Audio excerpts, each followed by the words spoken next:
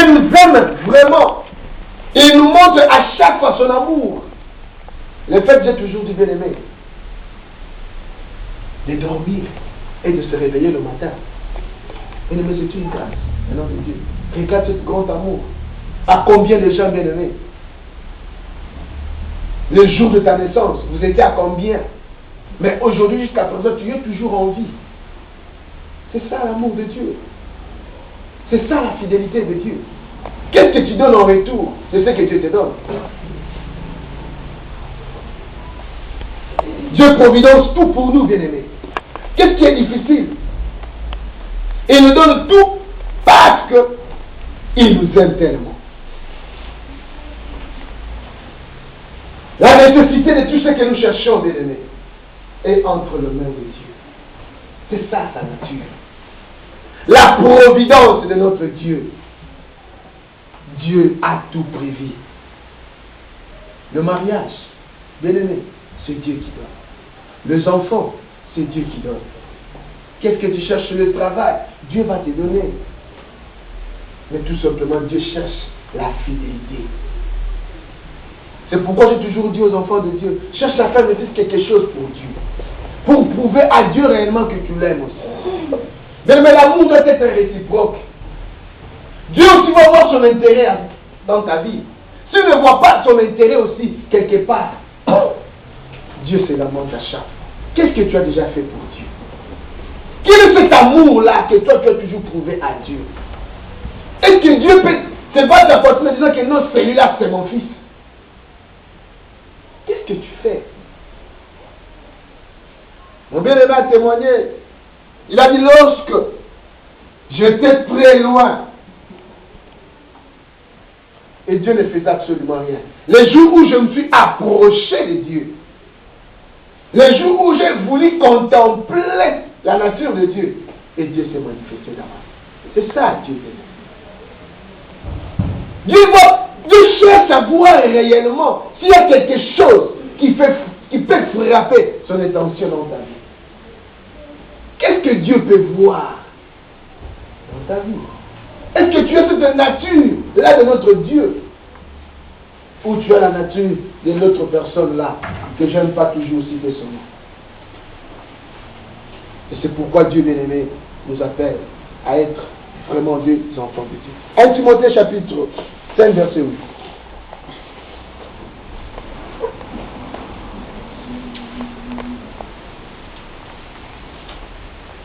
1 Timothée chapitre 5 verset 8. Je lis au nom du Seigneur. Amen. Amen. Si quelqu'un n'a pas soin des siens, et principalement de ceux de sa famille, il a renié la foi, et il est pire qu'un infidèle.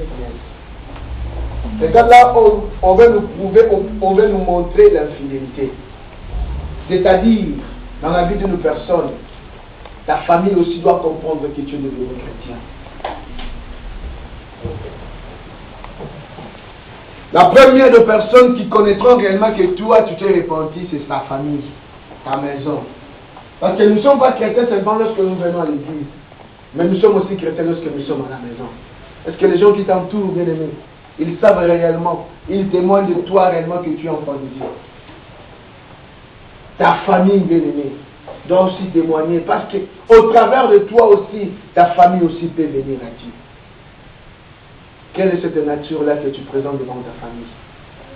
Aujourd'hui, on a beaucoup vu des enfants de Dieu, tout simplement, ils sont enfants de Dieu à l'église. Tu verras à l'église une pied, enfant de Dieu. Mais dès qu'ils quittent l'église, la nature pécheresse qui demeure toujours dans sa vie, c'est cette nature qu'il a.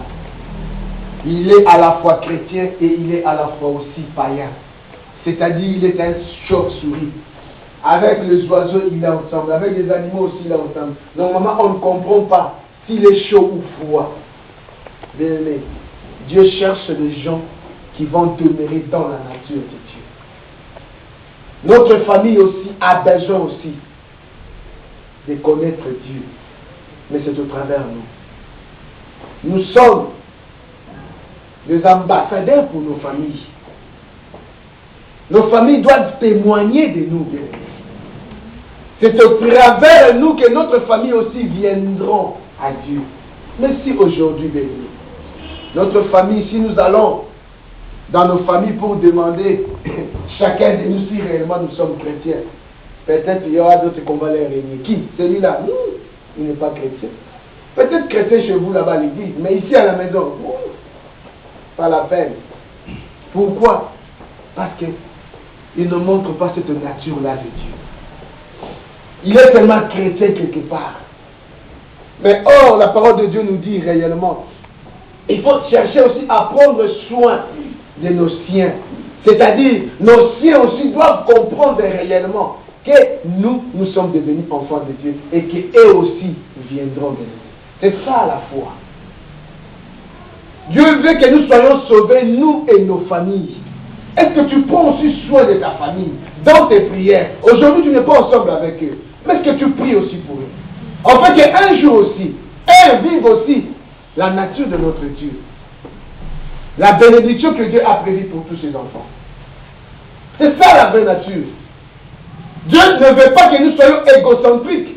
C'est-à-dire tout simplement que nous nous aimons nous-mêmes. Mais que nous partageons cet amour que Dieu nous a donné avec aussi nos membres de famille. Amen. À chaque fois leur demander est-ce que vous êtes bien. Est-ce que Dieu vous aime vraiment? Que Dieu vous bénisse aussi. Que vous persévérez toujours dans la parole de Dieu. C'est ça que Dieu demande. De chaque fois prier pour eux. Prendre un temps aussi pour prier pour ta famille. Parce que chacun de nous aussi a une famille. Lorsque nous parlons de famille, j'ai bien dit, il y a cette famille restreinte et cette famille élargie. Cette famille élargie, c'est cette famille que nous nous trouvons ensemble avec eux. Là où tu dors, ta maison là où tu vis. Mais ta propre famille aussi, c'est ce que tu as laissé en Afrique, ou peut-être ce que tu auras aussi à rejoindre là où tu veux aller. C'est ces familles aussi que Dieu en a besoin. Est-ce que nous comprenons aussi? Amen. Ok, c'est vraiment ça ce que je voulais dire. Autrement, nous lisons Psaume 37, verset 25. Qu'est-ce qu'on dit la parole de Dieu? Psaume chapitre 37, verset 25. C'est moi, il n'y a pas.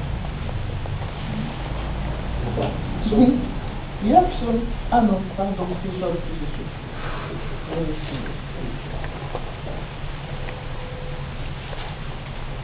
Psaume 37, verset 25, je dis au Seigneur, j'ai été jeune, j'ai vieilli, et je n'ai point vu le juste abandonné, ni sa postérité mendiant son pain.